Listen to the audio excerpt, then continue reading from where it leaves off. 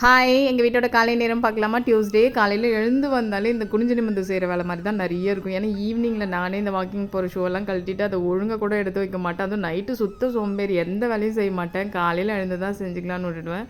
எல்லா வேலையும் செஞ்சுட்டு இன்றைக்கி செவ்வாய்க்கிழமைங்கிறதால பெருக்கி கோலம்லாம் போட்டுட்டு நேற்று புட்டு ஈவினிங் வரும்போதே வேன் விட்டு இறங்கி வரும்போதே எனக்கு ஸ்வீட் செஞ்சு கொடு, நாளைக்கு இந்த சுண்டல் ஃப்ரூட்ஸ் எதுவுமே வைக்காது. ஏன்னா நோன்பு வைக்கிற குழந்தைங்க நிறைய ஸ்வீட்ஸ் கொண்டு வராங்க போல இருக்குது.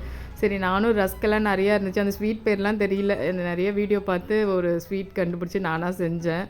அதுக்கப்புறம் எல்லாம் இந்த பக்கம் ஃபஸ்ட்டே அதுக்கு அந்த ரெபடி சுகர் சிரப்லாம் ரெடி பண்ணி வச்சுருந்தேன். இந்த டீ மட்டும் எனக்கு அந்த போட்டு அந்த கொதித்த உடனே குடிச்சிடணும். திருப்பி சூடு பண்ணி வச்சு அந்த குடித்தாலே எனக்கு அந்த டேஸ்ட்டே பிடிக்க மாட்டேங்குது. அதனால எந்த வேலை செஞ்சாலும் அப்படியே நிறுத்திட்டு டீ குடிச்சிட்டு வந்துட்டு இன்றைக்கி வந்து அவல் உப்புமா, சிகப்பு அவல் உப்புமா, இட்லி உப்புமா எனக்கு சாப்பிட்ணும் போல் இருந்ததால் நைட்டே 4 இட்லியை வந்து நான் ஊற்றி வச்சுருந்தேன். அதெல்லாம் தண்ணியில் நினச்சி ஊற்றி வச்சுட்டு அவளையும் தண்ணியில் நல்லா நினச்சி வச்சுருந்தேன்.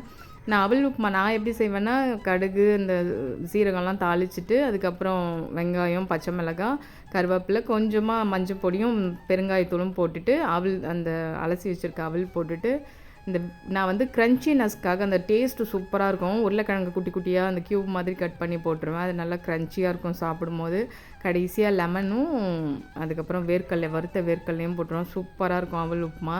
இந்த பக்கம் அந்த ஸ்வீட்டு நான் ஃபஸ்ட்டே எல்லாம் ரெடி பண்ணி வச்சுருந்தேன். ஆனால் அது ஊறி உடஞ்சிரும்னு சொல்லிட்டு பாக்ஸுக்கு கட்ட போகிற நேரத்தில் தான் ரெடி பண்ணி வச்சேன். சூப்பராக இருந்துச்சு ஆனால் டேஸ்ட்டு. மதியத்துக்கு வந்து தக்காளி சாதம், நல்லா குழைய தக்காளி சாதம் செஞ்சுட்டு உருளைக்கிழங்கும் ரெடி பண்ணிட்டேன். பை. எல்லாம் சாப்பாடெலாம் கடகடன்னு கட்ட ஆரம்பிச்சிட்டேன். பை.